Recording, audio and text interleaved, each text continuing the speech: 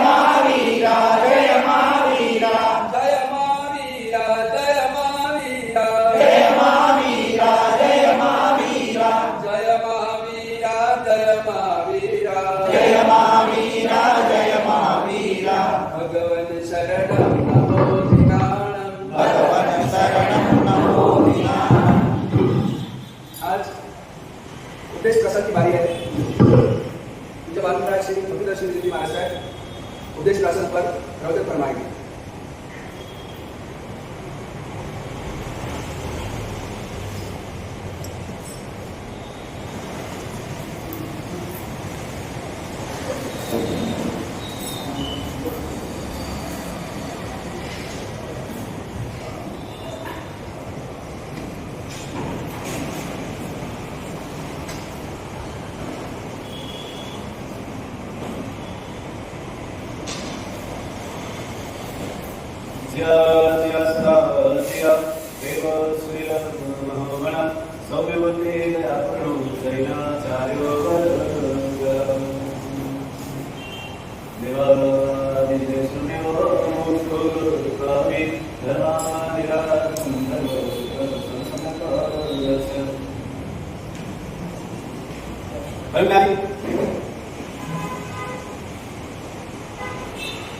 शिरोमणि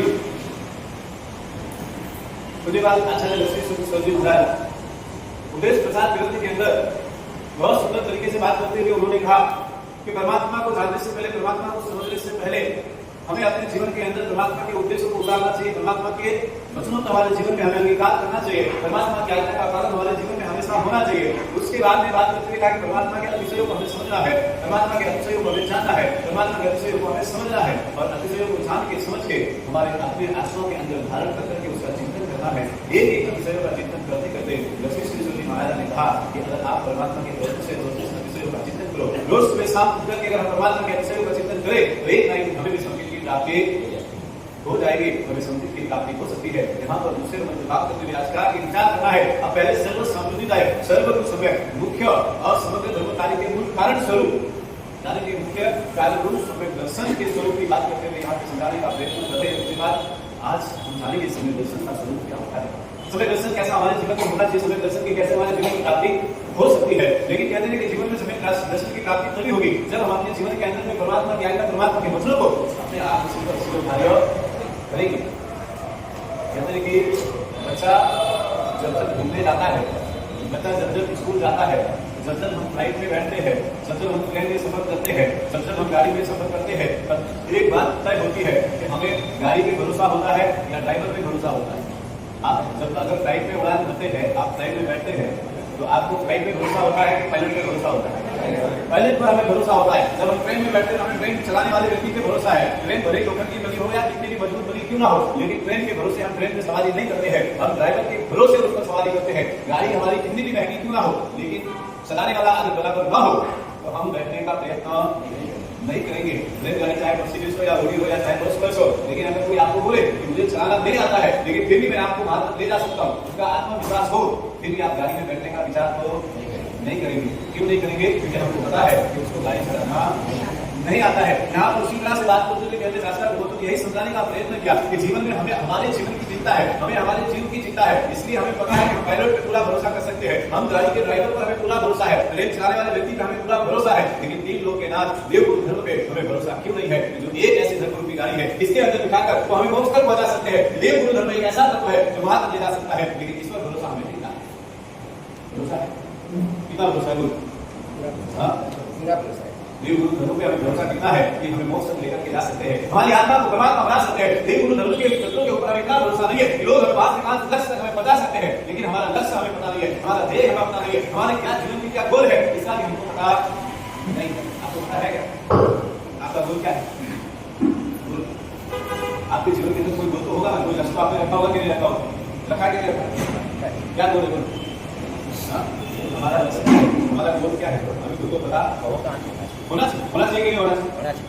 अब यहाँ पर हमारे जीवन का आज हमारे जीवन का लक्ष्य है, आज हमारे जीवन का गोल है कि व्यक्ति जब कहते हैं कि 8 साल का होता है, 8 साल से लगा करके 12 साल तक होता है, बताते हैं कि इसको स्कूल में एडमिशन 5 साल के बाद में दिलाया जाता है। व्यक्ति 18 साल की उम्र तक होता है, 18 से लगा के 25 साल तक होता है, तब तक का उसके जीवन का एक लक्ष्य होता है, गोल होता है कि मुझे अच्छी से अच्छी अच्छी पढ़ाई करनी है, अच्छी से अच्छी डिग्री प्राप्त करनी है, डिग्री को उसका गोल है, उसका लक्ष्य है, उसकी जीवन में हुई इच्छा उसका लक्ष्य होता है कि मुझे यहाँ तक पहुंचना है। हर व्यक्ति के जीवन में एक लक्ष्य होता है, किसी को बिजनेस में करना है इसलिए उसका एक लक्ष्य है, किसी को डॉक्टर बनना है इसलिए उसका एक लक्ष्य है, किसी को सीए बनना है उसके लिए एक लक्ष्य है, किसी को वकील बनना है उसका एक लक्ष्य है, किसी को साइंटिस्ट बनना है उसका एक लक्ष्य है कि नहीं? आप जब यहाँ पर आए तो आप भी कुछ ना कुछ दो दिमाग में लेकर के आए होंगे, आप यहाँ तक पहुंचे तो आपने कुछ ना कुछ सोच कर आए होंगे, आपने जब यहाँ पर बिजनेस की शुरुआत की तब आपने कुछ ना कुछ तो सोचा होगा, ऐसे तो आपने शुरुआत नहीं की होगी, कोई तो लक्ष्य हमारा था, आज वो लक्ष्य हमने प्राप्त किया, आज सीए होने वाला व्यक्ति का लक्ष्य का सीए हो गया, आज जिंदगी और जीवन के अंदर आईएएस होने वाला व्यक्ति का लक्ष्य का आईएएस हो गया, तो वहां से वहां पहुंच गया, सब कुछ हो गया, लेकिन हमारे जीवन का लक्ष्य, हमारी आत्मा, हमारे देह का क्या? संसार के अंदर जब पैदा होकर आए तो सबसे पहला हमारा लक्ष्य था कि हमें हमारी आत्मा को उन्नति की ओर लेकर के जाना है। सबसे पहला हमारा ये लक्ष्य होना चाहिए था कि हमारी आत्मा के ऊपर लगे कर्मों का विनाश करना है, हमारी आत्मा को एकदम शुद्ध निर्मल उज्जवल बनाना है, हमारी आत्मा को परमात्मा की तरफ लेके जाने का हमारा विचार था, हमारा लक्ष्य था। लेकिन आज का हो गया, हम लोग सब भूल गए और बाकी के सारे लक्ष्य हमें याद है कि नहीं? बराबर याद? आपको लगता है कि पैसा कमाना चाहिए इसलिए आपको लगता है कि हमारा याद है, हमें लगता है कि परिवार चलाने की जरूरत है इसलिए वो आपको याद है। सही मायने में हमें याद रखने जैसा था वो हम भूल चुके हैं। ये जीवन का ये जीवन की जिंदगी हमारे लिए कहाँ से कहाँ की मोड़ जाएगी उसका हमको पता नहीं है, लेकिन आत्मा के लिए कुछ मोड़ है, जिन मोड़ों पर हमें मुड़ना पड़ेगा उसके ऊपर हमें लक्ष्य लेकर के चलना पड़ेगा, ये हमारा लगाना पड़ेगा। हमारे अंदर सच्ची श्रद्धा की बात आती है, हमें सद्भावना सच्चाई से लगाव हमें लाना पड़ेगा। श्रद्धा विश्वास जब तक हमारे जीवन में नहीं आएगा तब तक प्राप्त नहीं कर सकते हैं। ईमान की चलने की जरूरत है, पुण्य है, आज आपके पास में पैसा है, पुण्य है, आज आपके पास में सुखी संपन्न परिवार है, पुण्य है, आपके पास में किसी चीज की कोई कमी नहीं है, लेकिन पुण्य कैसा है? जब तक आपके पास में पुण्य है तब तक ये सब कुछ आपका है, जिस दिन पुण्य समाप्त हुआ ये सब आपके पास में से चला जाएगा। एक बात समझ के देखो, उधार लाई हुई चीज, भाड़े में लिया हुआ घर और मांगी हुई चीजों का कोई मालिकाना हक नहीं होता है, हम मालिकाना हक नहीं कर सकते। एक बात अगर हम किसी से लेकर के आए हैं मुझे देना पड़ेगा, भाड़े का लाया हुआ सामान है उसे भी मुझे वापस करना पड़ेगा। अगर हमने कोई भाड़े का मकान लेकर के रखा है उस पर हम मालिकाना हक नहीं कर सकते, एक ना एक समय आएगा और मुझे वो खाली करके जाना पड़ेगा। ये संसार भी हमारे लिए बड़ा बड़े स्वरूप है, और संसार में ये संसार मिला है, इस संसार के अंदर स्टेज मिला है, इस संसार के अंदर हमें स्टेज के हिसाब से देखने जाए हर एक कर्तव्य का हर एक पात्र हमें मिला है। ये सब पात्र है, किसी को पिता का कर्तव्य निभाना है इसलिए उसके लिए पिता का पात्र है, किसी को माँ का कर्तव्य निभाना है इसलिए उसके लिए माँ का एक कर्तव्य एक पात्र है, भाई और बहन का एक कर्तव्य एक पात्र है, सगे संबंधियों का एक पात्र है। ये सारे पात्र एक ना एक दिन हमें छोड़कर यहाँ से चले जाना है। ये संसार रूपी मंच है, इस मंच पर हम सब एक अभिनेता है, हम सब एक सेलिब्रिटी। क्या है? क्या है? हम को देखकर आपको बड़ी खुशी होती है, हमें कोई हीरो आवे तो हमें थोड़ा आनंद आवे, कोई मुख्यमंत्री आवे, कोई प्रधानमंत्री आवे तो हमें आनंद आवे, आवे कि नहीं आवे? खुशी होती है ना? आपको देखने जाएंगे कि नहीं जाएंगे? मोदी आइए तो केवल इच्छा के लिए जयपुर माते जाना हो, जाना ये कि नहीं आए? जाने की इच्छा नहीं होती है। अभी सभा के अंदर हम बैठे और चंद्रबाबू नायडू मुख्यमंत्री आए तो सब उसकी तरफ देखेंगे कि नहीं देखेंगे? क्या करेंगे? बोलो, देखोगे ना? मतलब जो कार्य हम कर रहे हैं उससे ज्यादा इंपोर्टेंस उस व्यक्ति की है, हमारे जीवन में महत्व तो उसका ज्यादा है। हमें लगता है कि सेलिब्रिटी, एक बात करो, हम सब सेलिब्रिटी, कोई सेलिब्रिटी ऐसा नहीं है जो सेलिब्रिटी नहीं है। आप सब एक अभिनेता है, आप सब एक नेता है, आप सबके पास में भी एक पात्र दिया गया है, एक पात्र भी आपको निभाना है और ये कर्तव्य के तौर पर पात्र निभा करके आपको यहाँ से चले जाना है। कोई यहाँ पर गाली देने वाला नहीं है। जैसे कहते हैं कभी कभी अभी के जमाने में तो राजा नहीं है, मतलब शायद है, लेकिन पहले के जमाने में राजा हुआ करते थे और एक राजा होते थे, लेकिन राजा जब बनते थे और राजा होते थे, लेकिन राजाओं का समय समाप्त हो जाता था तो उनको भी वहां से पद से हटा दिया जाता था, वो भी किसी न किसी को अपना एक पद देकर के चले जाते थे। एक बात भी लेकर पिता राजा है तो आगे समय जाते ही उनको राजा बना दिया जाता था और उनको सीट से हटना पड़ता था, हटा दिया जाता था। ये बात ये संसार, ये घर जो कुछ भी है ये सब हमारे लिए संसार के पात्र है, इन पात्रों को हमें निभाना है। ये पात्र समाप्त हुए हम भी यहाँ से हट आएंगे। आपको 5 दिन के लिए अगर मुख्यमंत्री बना दिया जाए, आपको 5 दिन के लिए आंध्र प्रदेश का राजा बना दिया जाए, आपको लगेगा 5 दिन के लिए राजा हो, 5 दिन के बाद में आपको राजा के पद से हटा दिया जाए, फिर आप सोचो और फिर आप मानो कि मैं पूरे आंध्र प्रदेश का राजा हूँ, तो ये मुसीबत हो सकता है क्या? क्या होगा? 5 दिन तक जब तक आपके सर पर राज का ताज है तब तक आपकी आज्ञा बात मानने के लिए सब खड़े होंगे, लेकिन जिस दिन आपको उतार दिया गया उस दिन से आपकी बात कोई सुनने वाला नहीं होगा। और कोई बात भी कोई नहीं होता। 18 साल के घर में लोग बिल्कुल माफ ले लो, कौन होने कोई बात बोलो, क्या करो हैं? खुद हाथ करे, खुद समय खुद कराना है। कोई बात भी कोई हमारे तैयार है नहीं। ऐसा यानी कि बेटा पिताजी की बात मानने को तैयार नहीं है, हम पिताजी बेटे की बात मानने को तैयार नहीं है, पति पत्नी की बात मानने को तैयार नहीं है, पति की बात पत्नी मानती है, उसमें ज्यादा बोलने की जरूरत नहीं। उसमें क्या होता है? उन्हें माने की नहीं मानता, माने तो सही बात है, बात माने की मानता नहीं मानता है, नहीं मानता तो लोग गैर मानता है। हमारे जीवन में विवाद में समझने की जरूरत है। भाई बहन की बात समझने को तैयार नहीं है, भाई बहन की बात मानने को तैयार नहीं है, परिवार के अंदर एक दूसरे की बातें हम स्वीकार करने के लिए तैयार नहीं है। यही संसार की दशा, स्वार्थ में संसार है और ये स्वार्थ में संसार की यही दशा है। जब तक हम अपने आप में स्वार्थ में संसार को नहीं समझेंगे, फिर भी हमको लगता है कि परिवार हमारा है, फिर भी हमको लगता है कि लोग हमारे हैं, फिर भी हमें लगता है कि सब कुछ हमारा है। यहाँ कोई किसी का नहीं है और यहाँ कुछ भी तुम्हारा नहीं है। यहाँ सब कुछ पुण्य से मिला है, सब कुछ भाड़े का है। एक दिन आपको यहाँ से उसका भाड़ा अदा करके चलेगा। भाड़े से लाए हुई चीज के लिए पैसे देने की जरूरत पड़ती है। आपको यहाँ पे सब मिल रहा है, आपकी जिंदगी स्वरूप है, तो जिंदगी आपको बताना है और उसका भाड़ा आपको चुकाना है। आपकी जिंदगी कहीं ना कहीं किसी न किसी तरीके से देना है। आज नहीं तो कल नहीं तो परसों। यहाँ पर बात करते हुए कहा कि बड़ी सुंदर सी बात करते हैं, रात में से जीतने वाले जिन कहलाते हैं, हम विचार करें और सोचते जाए, प्रयत्न करें। रात में से जीतने वाले जिनेश्वर परमात्मा जो रात में को जीत चुके हैं, जिन्होंने रात में को विजय प्राप्त की है, ऐसे जिनेश्वर परमात्मा को हमारा नमस्कार होता है। ऐसे परमात्मा की हमने ऐसे परमात्मा की आराधना साधना करने का हमको मौका मिलता है। और जिनकी बात करें तो 4 प्रकार की जिनकी बात की। पहले नंबर पे कहा एक नाम जी, दूसरे नंबर पे कहा स्थापना जी, तीसरे नंबर पे कहा द्रव्य जी और चौथे नंबर पर भाव। कितने हुए? 4। एक बार बोलो जरा। ये चारों 4 जिनकी बात करें, 4 प्रकार की जिनकी बात है। यहाँ पर बात करते उन्होंने कहा कि 4 प्रकार के होते वो जिनेश्वर के प्रति यहाँ पर बड़ी सुंदर सी बात करने का प्रयत्न था। हिम्मत करे कि जिनेश्वर परमात्मा के वचनों के प्रति श्रद्धा हमारी कैसे होनी चाहिए, लेकिन जिन कैसे होनी चाहिए, उनके प्रति, उनके शब्दों के प्रति, उनकी विचारधारा के प्रति, उनकी वाणी के प्रति हमारी श्रद्धा, हमारा विश्वास किस तरह से होना चाहिए, ये सोचने की बात है, ये समझने का प्रयत्न करना है। और वही बात यहाँ पे शास्त्र धर्म समझाने की बात करते हुए कहा कि जिनेश्वर के प्रति देवबुद्धि रखना तथा बहुत संसार होते, यानी कि खुद की आत्मा की मुक्ति करने की इच्छा, जो खुद अपने आप में मुमुक्षु की बात करें, मुमुक्षु पुरुषों की बात करें, प्रति गुरु की बुद्धि से जो दुर्गति में गिरते जीवों का धारण करने वाले जिनेश्वर द्वारा स्थापित स्वरूपी जो धर्म है, उसके प्रति जो धर्म भावना और श्रद्धा भावना रखते हैं, वो सम्यक दर्शन है। सम्यक दर्शन की बात यहाँ लाई, वही सम्यक दर्शन की प्राप्ति है। अब सम्यक दर्शन की वो व्यक्ति जीवन में प्राप्ति कर सकता है, सम्यक दर्शन की मार्गदर्शन के मार्ग में वो आगे बढ़ सकता है। हम कैसे समझेंगे, हमें कैसे पता चलेगा? तो यहाँ पता कि जिन धर्म के द्वारा बताए हुए धर्म के ऊपर, जिन धर्म के द्वारा परमात्मा के द्वारा कहे गए वचनों के ऊपर, आगम ग्रंथों के ऊपर निष्कर्ष निसंग शंका करके, यानी कि बिना शंका के श्रद्धा भाव रखे वो सम्यक दर्शन प्राप्त कर सकता है, वो सम्यक दर्शन के लायक होता है। यहाँ पर सम्यक दर्शन की बात की, उसे सम्यक दर्शन होता है, उसे सम्यक दर्शन कहते हैं। आप सब सम्यक दर्शन आपको तो प्राप्त होता है, सब शाखा पर हमारा सम्यक दर्शन वाले चाहिए, हाँ क्या बोलो? नहीं सम्यक दर्शन वाले चाहिए, नहीं हो सम्यक दर्शन प्राप्त नहीं हुई, हाँ फिर अपनी पूजा करो, आराधना करो, साधना करो, उपासना करो, नहीं करोगे हाँ क्या?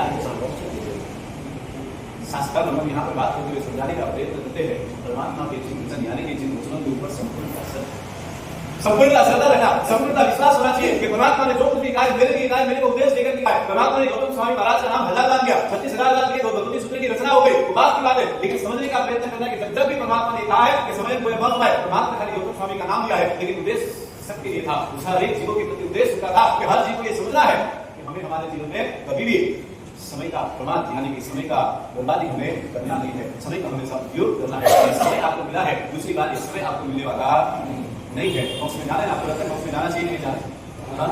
हमें लगता है कि मोक्ष में जाना चाहिए, हम यहाँ पर गुरु भगवत हमें बताते हैं मोक्ष में जाना चाहिए, मोक्ष में जाना चाहिए, मोक्ष की आराधना हमें करनी चाहिए, हमारा आखिरी अंतिम लक्ष्य मोक्ष होना चाहिए। एक बार ऐसा ही हुआ, जब वचन देते जब मोक्ष की बात करते थे, मोक्ष में जाना चाहिए, मोक्ष में जाना चाहिए, सबकी बात समझने में मोक्ष का अवश्य में जाना चाहिए। 12 साल का बच्चा खड़ा हुआ, उसने कहा साहब आप मोक्ष में जाने की बात तो करें, मोक्ष में जाना चाहिए, जाना चाहिए, लेकिन इतना जल्दी मोक्ष में जाके करेंगे क्या? मोक्ष में जाके करेंगे? हमारी जिंदगी में हमें तो ठीक है, जिंदगी मिली हुई है, हमें धर्म आराधना क्या करियो, 40 साल 50 साल भाई उसे आराधना धर्मिस कर लो, उसे कम लोग आवे अरे सराव नहीं आता धोरे, हाँ हमें तो पैर कमाओ समय तो पैर कमाओ, हमें तो घुमारो फिरवारो आनंद मौज करवारो समय है, अब आराम से मस्त बढ़िया आनंद में होगी जिंदगी रो। बस देखो ये जन टाइम आवी 40-50 साल हुआ कितने होते आराम से घर तो करने चाहिए, कैसे समय के लिए कैसे कोशिश करियो, कैसे भगवान की पूजा करियो, कैसे प्रोसेस में लियो, है विचार आओ। लेकिन वो समय आपके लिए आपको लगता है कि उचित होगा, लेकिन वो समय आपके लिए उचित नहीं होगा, क्योंकि 50 साल के बाद में ये शरीर काम करना कम कर देगा, ये कान से सुनना कम हो जाएगा, आंखों से देखना कम हो जाएगा, ये कहते हैं घोड़ों से चलना यानी कि पांव से चलना कम हो जाएगा। और वन टाइम सेकंड फ्लोर वाले आओ लोग उसे विचार आ गई बात ज्यादा इंसान को गरीब है, सेकंड फ्लोर वाले सही देखो क्या हो, हां उसे कहा है उसे विचार आ गई आओ आगे नहीं सेकंड फ्लोर वाले पास में है, और सेकंड फ्लोर वाले प्रोसेस नहीं तो बाद में सर्टिफिकेट सही है, बाद में पास है तो लिख भी दिया, और लिख में वाला वास्ते रहने भी मैदान पास है। हां क्या हो गया आज का दोस्त का लिंक में लाभार्थी लेना है कि भाई लिंक लगाओ, लिंक लाभार्थी की लिंक भी लगाओ तो मैं महापुरुष को नहीं आनी कोई बात शरीर को रिपोर्ट आ गई, उसे उपासना में घर तक लिखती थी, अब तो आराधना में भी लिए जरूरी हो गई, वो भी किसके लिए? उनको बुलाने के लिए, भाई लिंक की व्यवस्था है, आप आराम से आ सकते होता है ना, ऐसा करना पड़ता है, नहीं तो फिर आना नहीं होता। तो ये बात यहाँ पर समझने की जरूरत है कि हम उम्र का धर्म आराधना करने की कोई उम्र नहीं है, धर्म साधना करने की कोई उम्र नहीं है। जब से हम जग जाए तब से हमारे लिए सवेरा, जब हम जगे तब से हमारे लिए सवेरा है। ये मान के चलने की जरूरत है कि निर्णय हमारा होना चाहिए धर्म आराधना साधना मुझे अभी करनी है, किसी वक्त करनी है, किसी समय पे करनी है। आज का जो समय चला गया, आज सुबह के 6 बजे से लगाकर 10 बजे तक का जो समय चला गया, अब ये समय के अंदर ताकत नहीं है कि वो आपको वापस दे सके।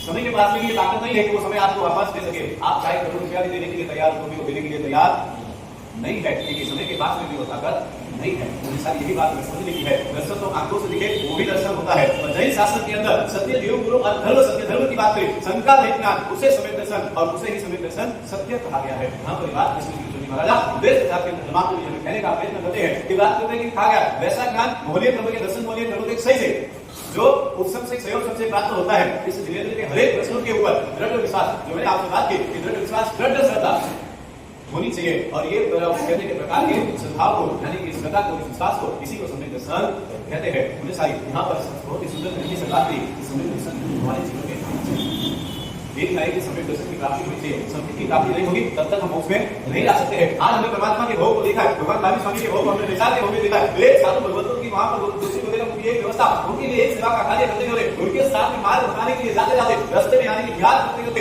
वहां पर उनको समय की प्राप्ति अगर करा सकते हैं। हमारे जीवन में इतने साल बीते, इतने भव हमारे चले गए, अभी तक हमें कुछ प्राप्त नहीं हुआ है।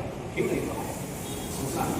विचार करना है, एक बार प्रयास करना है। हमें लगता है कि हम घर में बैठे रहते हैं, हमें लगता है कि आज उपासना के अंदर हमें आना हमारे लिए संभव नहीं होता है। घर में आराम से बैठे बैठे हम टीवी देखते थे, टाइम पास करेंगे, घर में बैठे बैठे हमारे सारे काम हम करते हैं, लेकिन 1 घंटा उपासना में आना हो तो हमारे पास में टाइम नहीं निकलता है। उपासना में आने के बाद में, उपासना में आने से पहले उपासना से जाने का समय निर्धारित होता है। क्या करो नहीं मेरा खाली को सही मायने में झूठ नहीं बोलो, सच बोलो कि आप जब उपासना में आता था कि 9 की 10 जानो है बराबर, पर टाइम तो विचार आइए मैंने 9 की 10 उपासना जानो है, लेकिन 10 बजे से 10 में 10 है वरना पहला पास आऊं उपासना की भाषा पास आऊं बात विचार आए। लेकिन एक बार उपासना में आने के बाद में आपको कभी विचार आता है कि आज उपासना में आके आसाम तक घर नहीं जाना। हां क्या हो अभी विचार करो कि को उपासना में कोई मोटा काटा नहीं लगा, कोई सेज भाग करके नहीं बैठा कि मैं खाई में दे। हां लेकिन क्या है उपासना में रहने की इच्छा बस फटाफट कार्यक्रम पूरा है तो जानो है, तो सब फटाफट पूरा है फटाफट उपासना के बारे जानो है। वहां से हम यहाँ तक आते हैं तो पहले ही निर्धारित करके आते हैं हम उपासना से बाहर हमें चाहिए मोक्ष, हमें चाहिए मोक्ष तक पहुंचना है, हमारा लक्ष्य मोक्ष तक पहुंचने का है। लेकिन मात्र खाली 1 घंटा 2 घंटा 4 घंटा ये सारी आराधना उपासना करने से इतना नजदीक इतनी आसानी से मोक्ष मिलने वाला नहीं है। उसके लिए उपचार अवश्य करना पड़ेगा, अर्थात उपचार करना पड़ेगा। एक बार नहीं हजारों बार आपको बोलने पड़ेंगे, एक बार नहीं 1000 बहुत उपचार आपको करना पड़ेगा, तब जाकर के हमारे जीवन में आएगा। संगीत की बात करते रहते एक समय राजकुमार महाराजकुमार की बात महाराजकुमार उनके जीवन के अंदर जीवनदान प्रभु के समय की बात है। परमात्मा जीवनदान भगवान के काल की बात है। हस्तिनापुर नगर में बल नाम के राजा और उनकी धर्मपत्नी रानी प्रभावती नाम की उनकी धर्मपत्नी थी और उनके सिंह स्वरूप यानी कि एक सौंदर्य स्वरूपवान एक अद्भुत रूप लावण्यवान ऐसे के सूर्य पुत्र रत्नों को उन्होंने जन्म दिया था जिसका नाम था विवाह अवस्था हुई। विवाह अवस्था हुई, समय गया, समय बीतने गया, समय के बाद ये सारी परंपराएं कर्तव्य संसार के बाद समय को पहले भी चलते थे और उसी कर्तव्य को हर व्यक्ति हर संसार जीवन निभाता था। और वहां पर उनके पुत्र की आयु 8 साल की, 8 साल से 12 साल, 15 साल, 18 साल, 20 साल तक हुए और विवाह अवस्था आई। विवाह अवस्था आने के बाद में सबने विचार किया वे अब राजकुमार तैयार हो चुके, विवाह अवस्था है, हर कला में निपुण है, हर कला से संपूर्ण है, क्योंकि गुरुमान संपन्न हो गए हैं। अब इनकी शादी कर देना चाहिए। शादी करने की बात हुई, शादी वहां पर रचाई गई, उन्होंने उनके वहां पर कहते हैं उनको शादी हुई और शादी के 8 स्त्रियों के साथ में उनका विवाह कराया और 8 स्त्रियों के साथ में विवाह उनके सब कुछ तो उनको दिया गया, वो भी 8 ही दिया गया। उसमें कहते हैं कि आप विचार करो 8 करोड़ सोने से भरे हुए सोने के महल उनको दिए गए, 8 महल संपूर्णतः सोने के बने हुए दिए गए। उसके बाद में कहा कि भाई 8 मुकुट उनको वो भी सोने के दिए गए, 8 जोड़े कुंडल भी उनको सोने के दिए गए, 8 वृंदावन उनको सोने के दिए गए, सभी प्रकार के रत्नों में घटासन वगैरह ये सब चीजें भी उनको दिया गया। सब कुछ पाने के बाद में सुखी संपूर्ण शांति से 8 स्त्रियों के साथ में उनका जीवन चल रहा, आराम से जीवन उनका हो रहा था। इतना सब मिलने के बाद में क्या होगा, आपको इतना मिलने के बाद क्या करेंगे, क्या करोगे बोलो? उपासना में तो आवे कोई और दर्शन देवा दर्शन वाली आचार्य भगवान विराजमान है, महात्मा जी विराजमान है, ऊपर खाली लेना निकाल देना, ऊपर तो 8 करोड़ बढ़िया तो खुशी 8 करोड़ होना पर कोई तो गलत ही होगा, तो नहीं सोचते हैं। हां एक बार अगर प्रोफेसर है तो कोई देव आप પરમાત્મા યે ભક્તિ કરો પહેરી અને દેવ કોઈ ખુશ રહે અને ખુશ રહે ને મને 8 કરોડ સોના મોલ દીએ અને સોના મોલ દીધા એટલે પાછા જાય અને ખરા ભાઈ 8 કરોડ સોના મોલ દીએ તો કોઈ કોઈ પાસે ધકે ભરે हां रात को तुम्हारी इच्छा नहीं आवे फिर सबको है हां 8 करोड़ सोना मोहर मिलने के बाद में वापस आगे अब दूसरा जीवन में कोई धन संपत्ति नहीं चाहिए, इसकी इच्छा ना होगी, इसकी कोई गारंटी है?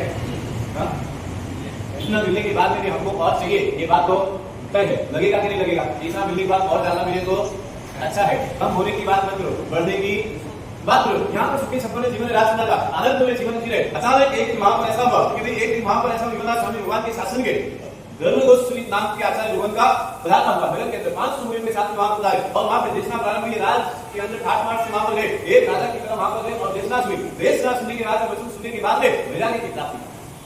पहले के लोग भी बड़े आसान थे, राजा थे, मंत्री थे, शेर थे, नगर शेर थे, लेकिन उनका दिल भी वैसा ही था कि एक बार अगर शायद से गुरु का वचन सुन ले तो उनको वैराग्य की प्राप्ति बड़ी जल्दी हो जाती है। और फिर तो हमें 50 साल की हो गई घाटा में बातें घाटा ही है तो क्या नहीं घाटा में पानी हालत में ऐसा नहीं रहती है। जिक्र ऑफर बातें भी है कतरू भी डालो, कतरी की दिमाग में श्रवण कराओ, हमें कोई फर्क पड़ता हो भाषा कह दे हमारा बात तो सही है, नहीं पड़े क्या कर रही हो? हमारे जीवन की यही दशा, यही संसार की दशा है। इसी को हमें समझने का प्रयत्न करना है। व्यक्ति के जीवन में कहते जब जब भी सुनते हैं, हम सुनते जरूर है लेकिन क्या होता है हृदय में उतारते नहीं है। इसीलिए हृदय में उतारने का अगर भाव है, श्रद्धा विश्वास के साथ अगर हम अपने जीवन में उतारने का प्रयत्न करें तो सब कुछ हमारे समझ में आए, सब कुछ उतरे। आपका दिल कोई पत्थर का दिल नहीं है, लेकिन क्या है हम कान से सुन तो लेते हैं लेकिन कान से हृदय तक पहुंचाने का काम नहीं होता है। कहते हैं कि जीवन में व्यक्ति को उसकी पसंद 2 चीजों से उसको बड़ा आनंद आता है। 2 चीजों में व्यक्ति को बड़ा आनंद आता है। जब उसके कहे अनुसार हर व्यक्ति काम करे तो उसको बड़ी खुशी बड़ा आनंद होता है, और जब उसकी कोई तारीफ करे तो उसको बड़ा आनंद होता है, जब उसकी कोई प्रशंसा करे तो उसको बड़ा आनंद होता है। आनंद होगा कि नहीं? आपकी बात को कोई मान ले आपको खुशी होती है, आपकी कोई तारीफ करे आपको खुशी होती है। कहते हैं कि एक शराब का नशा एक ऐसा है जो 2 तरीके से पिया जाता है। एक शराब का नशा ऐसा है जो मुंह से पिया जाता है, रात भर रहती है, सुबह उतर जाती है, और एक प्रशंसा रूपी एक शराब का नशा ऐसा है जो कान के द्वारा पिया जाता है लेकिन जिंदगी भर उतरती नहीं। क्या होता है? आप कौन सा नशा करते हैं आपको सोचना है, मुहाल मारेंगे हम। प्रशंसा का नशा एक ऐसा है कि कान से सुना जरूर जाता है, पिया जरूर जाता है लेकिन जिंदगी भर करता नहीं है। कोई थोड़ी थोड़ी तारीफ करे तो नसों आनंद आवे, नसों आनंद आवे, क्यों लागे तो खाना दे तो कोई आती नहीं लागे, कितनी खुशी होती है, आपको आनंद आता है। और वही समझ अगर 10 से 5 बोले बुराई करे तो मसला भी उसमें थे बाप ने उसे सोने का हार दे दिया और जब तुम में देखो पासला भी दो, मतलब तारीफ की जगह दी तो पासला हमें तो तुम्हारी बुराई करेगी। हम यहाँ पर उसी बात को समझने का प्रयत्न करना है। दूसरा जीवन के अंदर एक उद्देश्य को उतारने का प्रयत्न करना है। हम अपने जीवन में प्रशंसाओं का सुनने का काम करते हैं लेकिन प्रशंसा सुनने के कभी अभिमान में नहीं जाना। ये हमारे धर्म के हमारी आस्था के हमारी आत्मा की बात करें तो उसके लिए उचित नहीं होता है। व्यक्ति जब कहते हैं कि नशे में होता है तो क्या करता है उसका उसको भी पता नहीं होता।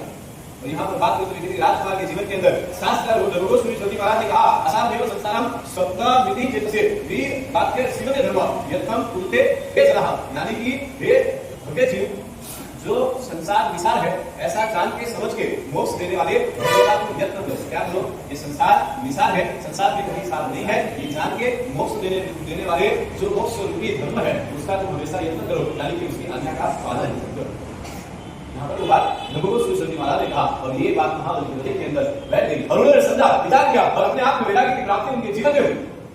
और उन्होंने वहां से देखना समाप्त हुई और गए घर के अंदर जाकर के परिवार से, पिताजी से, मम्मी से, माताजी से सबसे बात की कि मुझे दीक्षा लेनी है। और पहले तो सबने मना किया लेकिन थोड़ा समझाया, थोड़ा समझाने के बाद में उनको भी प्रेरणा दी, समझाते वही निकल गए कि बाद में जब आज्ञा मिलने के बाद में उनका अभिषेक हुआ। 1 करोड़ सोना मोहर से बनाए हुए उनका कलश के अंदर अभिषेक उनका वहां से उसके द्वारा अभिषेक कराया गया। उसके बाद में उनका रथ उनकी श्रीकाएं तैयार करेगी, हजारों लाखों आदमी गिर सके इतनी बड़ी श्रीका। और उस रथ के अंदर बैठकर गुरु भवन के पास में वहां से बैठे और गुरु भवन के पास में गए। गुरु भवन के पास में जाकर के उन्होंने संयम जीवन अंगीकार किया, पंच उसकी दो जान के अपने हाथों से उन्होंने बोल दिया अपने हाथों से और दीक्षा संयम जीवन अंगीकार करके वहां पे उत्कृष्ट चारित्र का पालन करके चारित्र की आराधना करके कहते कि कम तो पूर्व दत्त जितना अभ्यास करके उससे थोड़ा सा फल लेकिन फिर भी उतने समान उन्होंने अभ्यास अपने जीवन में किया और साथ ही साधना चारित्र जीवन की आराधना करते करते एक दिन 12 साल तक अस्खलित चारित्र का पालन किया और उनका वहां पर प्राप्त हुआ। और कहते कि ब्रह्मा नाम के 5 के देवलोक में 10 सालों उनका आयुष्य प्राप्त करके उनका वहां पे जन्म हुआ। वहां से इसने थोड़े समय के बाद में वापस वहां से कहते वहां से उनका वो सालों का आयुष्य पूरा हुआ। और उसके बाद में ऐसा ही संभव हो सकता है आयुष्य पूर्ण करके महाबली का जीव वापस बड़ी के गांव में यानी कि नाम की गांव के अंदर कोई बड़े श्रेष्ठी के वहां सुदर्शन नाम के रूप में वापस उनका जन्म सुख हुआ, सुंदर सुनाम पड़ा, वहां पर भी उनकी वापस जीवन शैली वैसी गई, धर्म की आराधना स्थापना के साथ में जीवन रहा। महावीर स्वामी भगवान के समय के अंदर परमात्मा को वंदन करने गए और परमात्मा को उद्यान के अंदर, उद्यान में परमात्मा का समोसरण, उस समोसरण के अंदर वंदन करने गए, परमात्मा के वचन सुने और वापस उनके जीवन में वैराग्य की भावना उत्पन्न हुई। वापस परमात्मा के सामने वहां पर जाकर के साथ उन्होंने दिशा अंगीकार की और दिशा अंगीकार करके उन्होंने वापस अपने संयम जीवन की साधना करके एक केवल ज्ञान की प्राप्ति करके अपनी आत्मा को मोक्ष में दिलाया। संस्कृत की प्राप्ति आपको कहां से कहां लेकर के जा सकती है। और यहाँ पर उन्होंने कहा कि भाई की बात करते हुए कहा और वहां पर उन्होंने प्रश्न, बात तो है कि वहां पर केवल ज्ञान की प्राप्ति हो गई, मोक्ष में नहीं चले गए, लेकिन उन्होंने परमात्मा से एक प्रश्न पूछा और परमात्मा से उन्होंने प्रश्न पूछा कि भगवान आपने कहा कि हे प्रभु काल कितने प्रकार का होता है, और उन्होंने प्रश्न पूछा सुदर्शन से ले और परमात्मा ने 4 प्रकार के काल की बात, कितने प्रकार के 4 प्रकार के काल की बात, 4 प्रकार के काल की बात वहां पर बताई। और उसमें उन्होंने कहा कि पहले नंबर का काल यानी कि प्रमाण काल, कौन सा काल? प्रमाण काल। दूसरा काल बताया यथा विरुद्ध निवृत्ति काल, कौन सा? यथा विरुद्ध निवृत्ति काल। और तीसरा काल यानी कि मृत्यु काल और चौथा काल यानी कि आद्य काल। चौथा कौन सा? आद्य काल। लाल 4 बोल रहेगा। पहला काल पहला प्रमाण काल, दूसरा यथा विरुद्ध काल, तीसरा मृत्यु काल और चौथा आद्य काल। यहाँ पर पहले नंबर की काल की बात करते हैं प्रमाण काल है। प्रमाण काल यानी 4 संबंधित और काल, ये है प्रमाण काल जो हमारे समय में अभी चल रहा है। 24 घंटे का काल क्या है? प्रमाण काल। इसका नाम क्या है? प्रमाण। याद रहेगा, हमें याद रखने पास वो जो पंडागड़ी को अगर काल से जीवो या अपने प्रमाण काल पे जीवो या 24 घंटा काल है, ये 4 प्रकार यहाँ पर बात करते हैं, यही बात करते हैं, कहने का शास्त्र बहुत प्रयत्न करते हैं। और दूसरे नंबर पे था यथा निवृत्ति काल यानी कि गलत जीव, यानी कि तो गलत के अंदर जीव ने जो बदल किया है, देव आदि आयुष्य कर्म का जो बदल किया है, उसका पूरा संपूर्णतः पूर्ण हो, यानी कि 1 साल कम भी नहीं और 1 साल ज्यादा भी नहीं। अगर कहते कि 10 सालों का किया तो 10 सालों कम, 1000 वर्षों का किया तो 1000 साल, इस तरह से उस काल का पूरा अपना संपूर्णता बोध करना वो है यथा निवृत्ति काल। तीसरे नंबर की बात करते हुए कहा कि जीव शरीर से अलग हो जाए, या शरीर से जीव अलग हो जाए। क्या जीव शरीर से अलग हो जाए, क्या शरीर जीव से अलग हो जाए, उसको कहा कि वो है मृत्यु काल। और चौथे नंबर की बात करते हुए कहा कि सभी काल से आवश्यकता काल तक, उत्सव पीढ़ी से अवसर पीढ़ी तक का सर्वकाल वो आद्य काल कहा जाता है। आद्य काल किसे कहा? उत्सव पीढ़ी से अवसर पीढ़ी काल तक की पूरी संपूर्ण व्यवस्था निकाल का समय है, उसे आद्य काल कहा जाता है। प्रारंभ में प्रभु ने पूर्व काल सुनाया सुदर्शन को और तब जाकर के उनको वैराग्य हुआ, यानी कि सुदर्शन को डायरेक्ट वैराग्य नहीं हुआ, पहले परमात्मा ने उनको पूर्व काल सुनाया, यानी कि जो हमने आपने देखा, हमें महाभारत समय की बात सारी उनको समझाई गई और पूर्व काल उनको वहां पर सुनाया गया और उन्हें वहां पर वैराग्य प्राप्त हुआ, वैराग्य प्राप्त हुआ। संयम जीवन की काल करें, संयम जीवन की काल करके उन्होंने अखंड साधना, चारित्र की साधना की और चारित्र की साधना करते करते उनको केवल ज्ञान की प्राप्ति हुई और केवल ज्ञान की प्राप्ति करके एक दिन वो मोक्ष को प्राप्त हो गए। सारी जीवन के अंदर इसलिए शास्त्र भगवंतों ने कहा कि देव गुरु और धर्म तत्व के विषय काम देव समान यथार्थ बुद्धि रखने वाला सर्व समृद्धि को प्राप्त करता है। क्या करता है? समृद्धि मतलब मोक्ष रूपी समृद्धि की बात है। बड़ा सुखी मिल जाओ, आ रहे हैं 5-10 दुकान में 5-10 घर में जाए, धंधा में जाए, गाड़ी में जमीन में जाए, वह समृद्धि की बात नहीं है। यहाँ पर जो बात है वो बात ऐसी है कि देव गुरु और धर्म तत्व के विषय काम देव समान यथार्थ बुद्धि रखने वाला सर्व समृद्धि को प्राप्त करता है।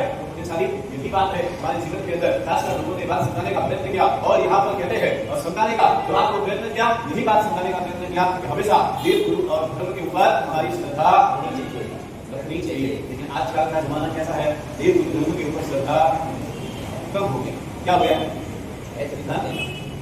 आज हैंगर खूब शांति नहीं बैठा, मतलब विशाखा ऐसा है तभी तो आते हैं।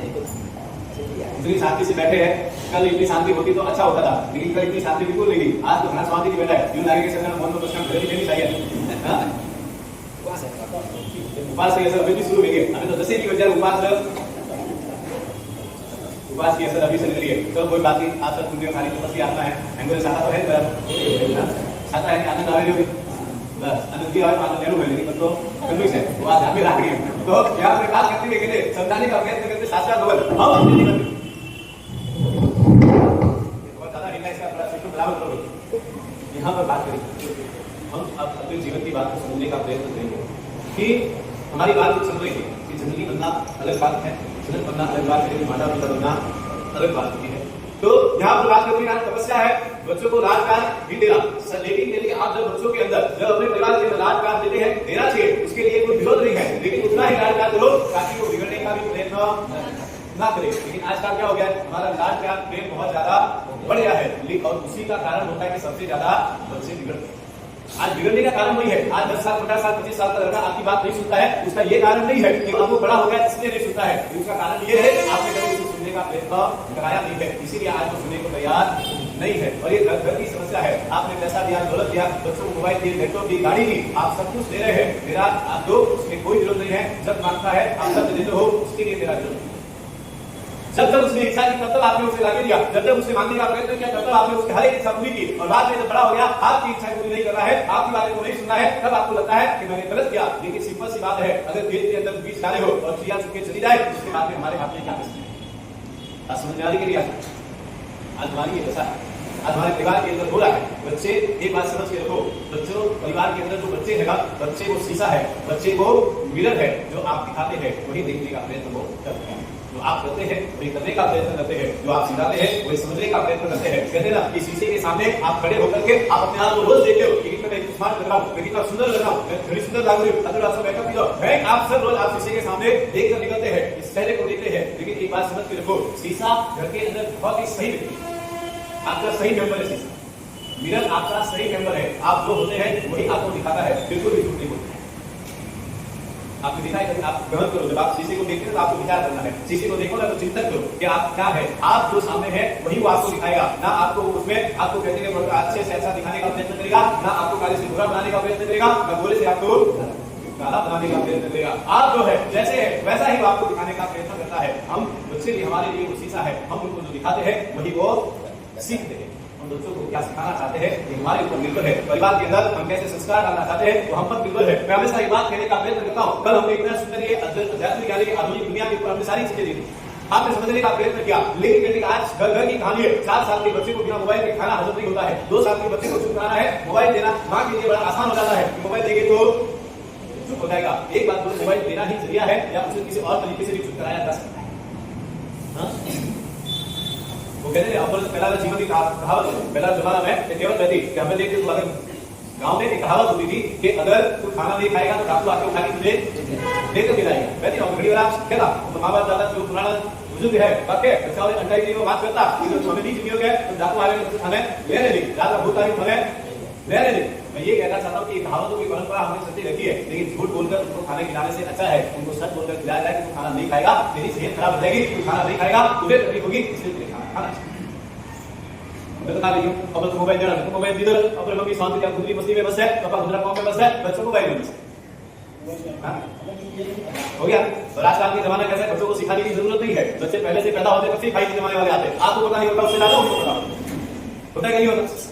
हाँ 4 साल बच्चों ने वो उन्होंने बताई पापा यू करिए, मम्मी यू करो तो वो आ गए, मतलब वो सिखा रहा है, वो हमको सिखा रहा है, ये चीज हमको सिखा रहा है। हम उसको सिखाए या ना सिखाए हमें पता नहीं है, लेकिन वो हमको जरूर सिखाता है। दिखाने हमें कहते हैं कि हम यहाँ पर बात करते हुए कहा कि परिवार के पास सुनने का तरीका होना चाहिए। कहते हैं मदद करने आते हैं तो हमारा सुनने का तरीका दूसरी का भाषा में घोड़ा तक दूर किया दस करें 10 रुपए आता है दूसरे पास चढ़ा ऐसा हो गया है। हम जितना झुककर के गुरुदेव के पास में मदद करेंगे उतना ही क्रिकेट बच्चा भी करेगा। हम जितना झुककर के माशा नदी में देंगे उतना ही क्रिकेट बच्चा देगा। हम जिस भाव के साथ में जितने समय के साथ में परमात्मा की पूजा करेंगे उतने ही पूजा बच्चा भी उसी भाव के साथ में करेगा। सही फटाफट करेंगे तो कोई बात हो फटाफट इसलिए ये जिंदगी हमारी है, ये लाइफ हमारी है, इसलिए हमें अपने आप में समझने का प्रयत्न करना है, इस जिंदगी को उपदेश देना है, इस लाइफ के अंदर एक बात हमें समझने का प्रयत्न करना है, जो कुछ मिला है आज है कल नहीं रहेगा। कहते हैं सुंदर सी बात बोलते कहने वालों ने कहा कि जिंदगी आस्ती हुई होनी चाहिए, मुस्कुराते रहना चाहिए। कहते हैं जिसके पास में ज्यादा है वो महान नहीं है, जो लेने वाला है वो महान नहीं है, जो लेने वाला है वो महान। कौन महान है?